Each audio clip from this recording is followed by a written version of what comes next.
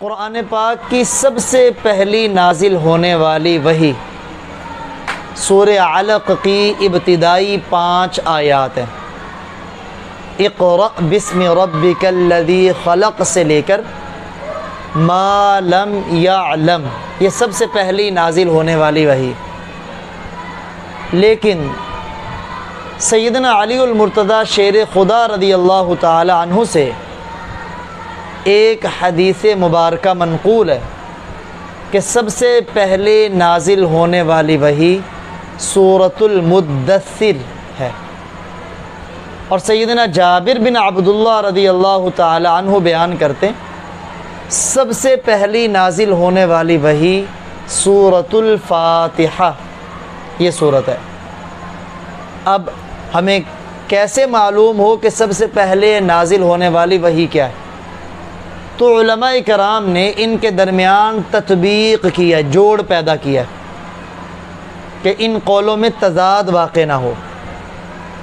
تو سب سے پہلی بات کہ سب سے پہلے نازل ہونے والی وحی 5 آیات ہیں سورۃ العلق کی، یہ سب سے پہلے نازل ہوئی۔ جو سورۃ الفاتحہ کو کہا گیا ہے کہ وہ سب سے پہلے نازل ہونے والی وحی ہے، تو اس کا مطلب یہ ہے کہ قرآن کریم کی سب سے پہلے مکمل نازل ہونے والی سورت وہ سورۃ الفاتحہ ہے۔ اور جو سورۃ المدثر کے بارے میں کہا گیا ہے کہ وہ سب سے پہلے نازل ہونے والی وحی ہے، تو اس کا مطلب ہے فترت وحی کے بعد سب سے پہلے نازل ہونے والی وحی سورۃ المدثر ہے۔ فترت وحی سے کیا مراد؟ فترت کا معنی ہوتا ہے انقطاع، یعنی وحی کے منقطع ہونے کا زمانہ۔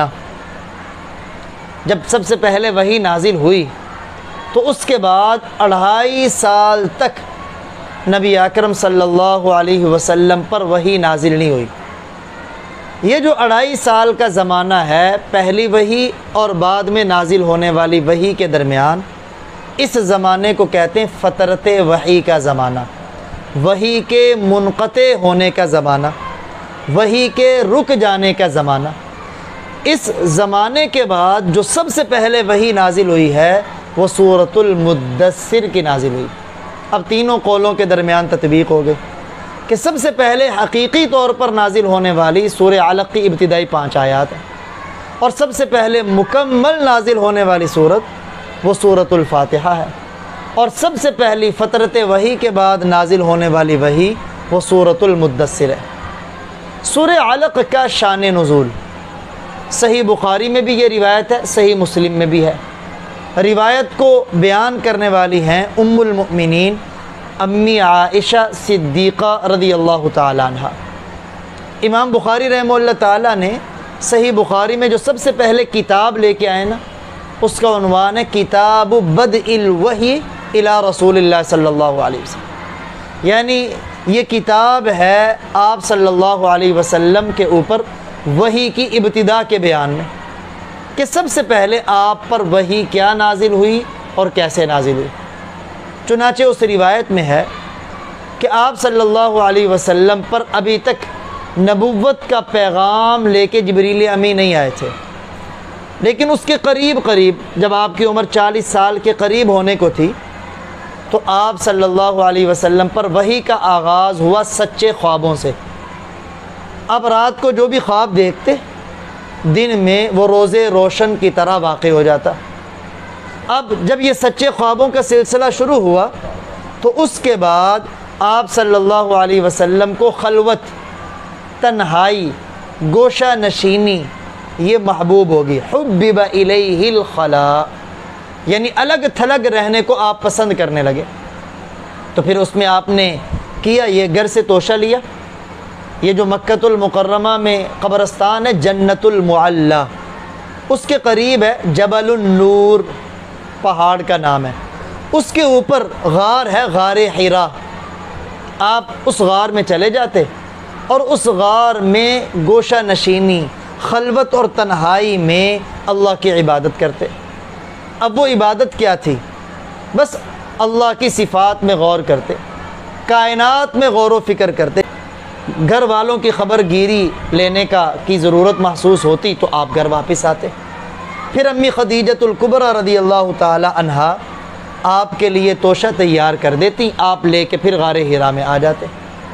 ادھر سے آپ کی عمر کے 40 سال مکمل ہوئے۔ 41ویں سال کی پہلی صبح سحری کا وقت آپ غار حرا میں خلوت کے اندر ہی تھے، جبریل امی علیہ السلام انسانی شکل میں آئے اور کہا اقرأ، پڑھیں۔ آپ صلی اللہ علیہ وسلم نے فرمایا ما انا بقارئ، میں نہیں پڑھ سکتا۔ یہ جو آپ کا کہنا ہے نا ما انا بقارئ، ظاہری بات ہے کہ جبریل امی نے کہا اقرأ، پڑھیں۔ اب کیا پڑھیں یہ تو بتلایا نہیں، تو آپ نے فرمایا ما انا بقارئ۔ یا اس کا مطلب علماء نے یہ بیان کیا کہ جبریل امی علیہ السلام نے ریشم کے کپڑے پہ کوئی چیز لکھی ہوئی دکھائی، کیونکہ پڑھنے کا مطلب ہوتا ہے کوئی چیز نقش لگے ہوں انہیں دیکھ کے پڑھیے۔ تو چونکہ آپ امی تھے یعنی پڑھنا لکھنا نہیں جانتے تھے، تو اس لیے آپ نے فرمایا ما انا بقارئ۔ یہ آپ کی شان کے خلاف نہیں، یہ آپ کی شان ہے۔ امت کے لیے یعنی لوگوں کے لیے ان پڑھ ہونا یہ مذمت ہے، عیب ہے، لیکن ہمارے پیارے آقا صلی اللہ علیہ وسلم کے لیے امی ہونا، لکھنا پڑھنا نہ جاننا یہ بہت بڑی صفت ہے کہ آپ لکھنا پڑھنا نہیں جانتے تھے، پھر آپ کے قلب اطہر سے زبان مبارک کے ذریعے علم کے سمندر وہ بہیں، سبحان اللہ۔ تو یہ خالصتاً وحی کی بنیاد پہ تھی۔ جبریل امی نے آپ کو اپنی آغوش میں لیا، تھوڑا سا دبایا، آپ نے اس دبانے کی تکلیف بھی محسوس کی، دبا کے چھوڑا اور پھر عرض کیا اقرأ، پڑھیں۔ آپ نے پھر وہی جواب دیا ما انا بقارئ، میں نہیں پڑھ سکتا۔ جبریل امی نے پھر آپ کو اپنی آغوش میں لیا اور دبایا، آپ نے دبانے کی تکلیف محسوس کی، پھر عرض کیا اقرأ، پڑھیں۔ آپ نے پھر وہی جواب دیا ما انا بقارئ۔ اب تیسری مرتبہ جبریل امی علیہ السلام نے جو آپ کا معانقہ کر کے آپ کو چھوڑا، اب انہوں نے مکمل یہ 5 آیات پڑھی۔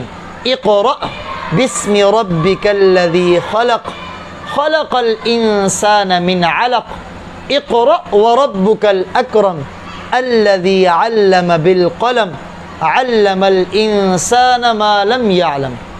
5 آیات اکٹھی پڑھ دیں اور کہا اپنے رب کے نام سے پڑھیں جس نے پیدا کیا۔ خلق الانسان من علق، انسان کو جمے ہوئے خون سے پیدا کیا۔ اقرأ، پڑھیں۔ وربک الاکرم، آپ کا رب بڑا کریم ہے۔ الذی علم بالقلم، جس نے قلم کے ذریعے سکھلایا۔ علم الانسان، انسان کو سکھلایا، ما، وہ باتیں، وہ چیزیں، لم یعلم، وہ جو نہیں جانتا تھا۔ اب جب کہا نا اقرأ بسم ربک، اپنے رب کے نام سے پڑھیں، تو پھر آپ صلی اللہ علیہ وآلہ وسلم نے ان 5 آیات کو پڑھا اور یہ 5 کی 5 آیات فوراً آپ کو یاد ہو گئے۔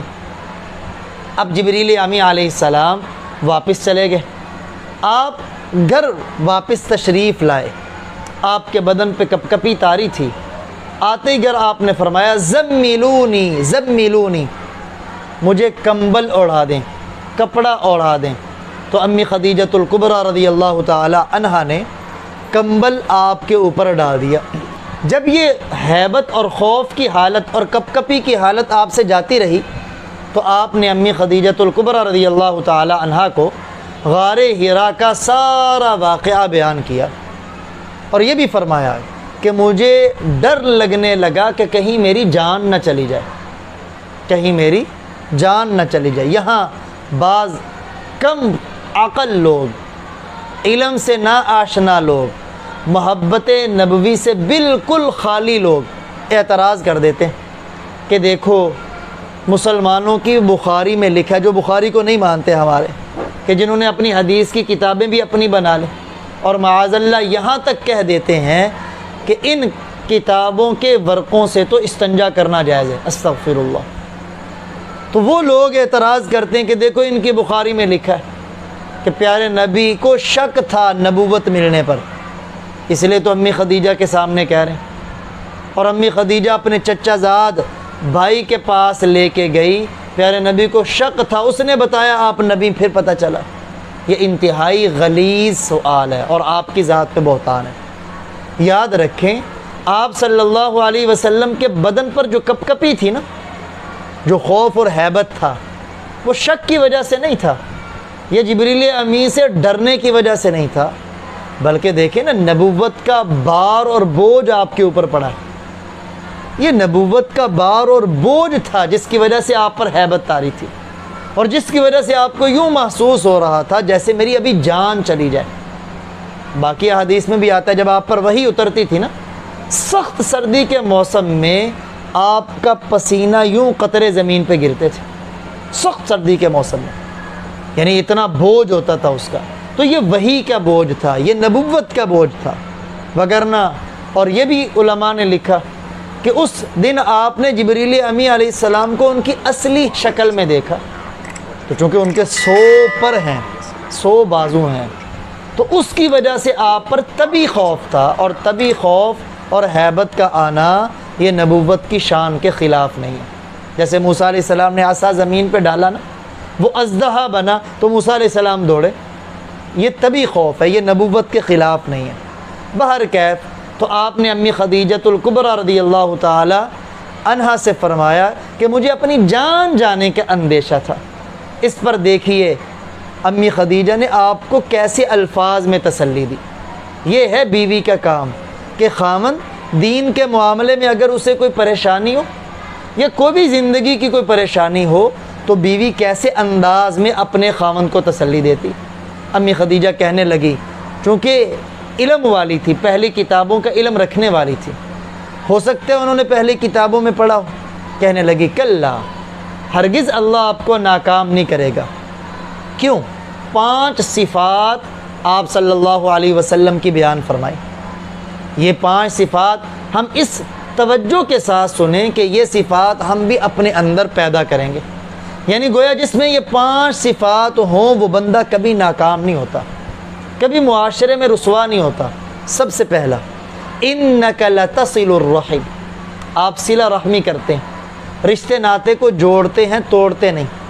نمبر 2، وتحمل الکلہ، جن کے اوپر بوجھ ہو نا، آپ بوجھ والوں کا بھی بوجھ اپنے سر پہ اٹھا لیتے ہیں۔ نمبر 3، وتکسب المعدوم، جو بے روزگار ہوں آپ انہیں روزگار دلاتے ہیں۔ نمبر 4، وتقری الضیف، آپ مہمانوں کا اکرام کرتے ہیں۔ نمبر 5، وتعین علی نوائب الحق، مصیبت زدہ لوگوں کی مصیبت میں کام آتے ہیں۔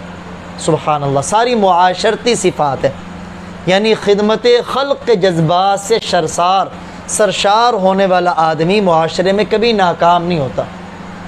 وہ مصیبت میں دوسروں کے کام آئے، رشتے ناطے کو جوڑنے والا ہو، کسی بے روزگار کے روزگار کی فکر کرنے والا ہو، کسی بوجھ والے کے بوجھ کو اپنے سر پہ اٹھانے والا ہو، مہمان آ جائے تو اس کا اکرام کرنے والا ہو۔ اب امی خدیجۃ الکبریٰ رضی اللہ تعالی عنہا نے ان الفاظ کے ساتھ آپ کو تسلی دی، اور پھر کہنے لگی چلے میں آپ کو اپنے چچا زاد بھائی کے پاس لے جاؤں، اپنے چچا زاد بھائی کے پاس لے جاؤں، ورقہ بن نوفل۔ یہ ورقہ بن نوفل جو تھے، ان کی عمر تھی کہ ابھی بڑھاپے کی وجہ سے آنکھوں کی بینائی بھی ختم ہو گئی تھی۔ انجیل کی عبرانی زبان کو بھی جانتے تھے اور عربی تو ان کی مادری زبان تھی۔ تو امی خدیجۃ الکبریٰ اپنی محبت کے شوق میں، شدت محبت میں پیارے نبی کو لے کے چلے گی ورقہ بن نوفل کے پاس، اور جا کے کہا، اے چچا زاد، اپنے بھتیجے کی بات سنیں۔ آپ صلی اللہ علیہ وسلم نے اپنا سارا خواب ورقہ بن نوفل کے سامنے بیان کیا۔ اب ورقہ بن نوفل کہنے لگے، یہ تو وہی فرشتہ ہے جو موسیٰ علیہ السلام پر وحی لے کے آیا کرتا تھا۔ اور پھر کہنے لگے، اگر مجھے اللہ زندگی دیں اور میرے پاس قوت اور طاقت ہو، جس وقت آپ کی قوم آپ کو آپ کے وطن سے نکالے گی، تاکہ میں آپ کی اس وقت پوری حمایت اور آپ کی حمایت میں زور لگا دوں۔ آپ صلی اللہ علیہ وسلم کو بڑا تعجب ہوا۔ تعجب میں آپ نے فرمایا، کیا میری قوم مجھے میرے وطن سے نکالے گی؟ تو ورقہ بن نوفل کہنے لگا، ہاں، جو آدمی بھی حق کی دعوت لے کے آیا ہے اس کی قوم نے اسے ضرور ستایا ہے۔ یہ ہو ہی نہیں سکتا کہ وہ حق کی دعوت لے کے آئے اور اس کی قوم والے اسے ستائیں نہ۔ اب یہاں بھی وہ لوگ اعتراض کر دیتے ہیں کہ دیکھیں پیارے نبی کو اپنا نبی ہونا پتہ نہیں ہے، ورقہ بن نوفل آپ کو آپ کا نبی ہونا بتا رہا ہے، ان کی کتابوں میں لکھا ہے، لہٰذا ان کی کتابیں صحیح نہیں، معاذ اللہ۔ یاد رکھیں آپ صلی اللہ علیہ وسلم جو ورقہ بن نوفل کے پاس گئے ہیں نا، اس وجہ سے نہیں گئے کہ آپ کو آپ کے نبی ہونے میں شک تھا، بلکہ امی خدیجہ رضی اللہ تعالیٰ عنہ کی خواہش تھی، وہ شدت محبت میں آپ کو لے کے چل دی اور آپ نے انکار نہیں کیا۔ آپ گئے کیوں؟ آپ اس لیے گئے کہ جا کے اپنی نبوت کی سب سے پہلی دعوت میں ورقہ بن نوفل کو دے دوں گا۔ دیکھیں نا، یہ دعوت ہے، دعوت کا پیغام ہے کہ میرے پاس فرشتہ آیا، وہی لے کے آیا، اور سب سے پہلی وہی ہے۔ چنانچہ ورقہ بن نوفل موقع پر ہی اس نے آپ کی دعوت کو قبول کر لیا۔ اس لیے علماء نے لکھا ہے مردوں میں، بوڑھے لوگوں میں سب سے پہلے کلمہ پڑھنے والے ورقہ بن نوفل ہیں۔ بعض روایات میں آیا آپ نے ورقہ بن نوفل کو دیکھا کہ وہ سفید لباس پہنے ہوئے ہیں، تو آپ نے اپنے صحابہ کو فرمایا کہ ورقہ بن نوفل کے جنتی ہونے کی نشانی ہے کہ وہ جنتی، یعنی اس اسلام قبول کر لیا ورقہ بن نوفل۔ لیکن ورقہ بن نوفل چند دنوں بعد اس کا انتقال ہو گیا۔ اب چند دنوں بعد اس کا جو انتقال ہونا ہے، گویا اللہ تعالیٰ اپنے بندوں کو بتانا چاہ رہے ہیں کہ میرا نبی اپنی نبوت کی دعوت دینے میں کسی اہل کتاب کی تائید کا محتاج نہیں۔ اس نے کہا تھا نا میں آپ کی تائید کروں گا، تو آپ نے کہا کسی کی تائید کا محتاج نہیں، جو دعوت لے کے آئے وہ پھیل کے رہے گی۔ نمبر 2، ورقہ بن نوفل کا انتقال ہو سکتا ہے بعد میں لوگ کہتے کہ پیارے نبی ورقہ بن نوفل سے سیکھتے اور لا کے لوگوں کو بتاتے، تاکہ یہ شبہ اور وسوسہ بھی ذہنوں سے ختم ہو جائے۔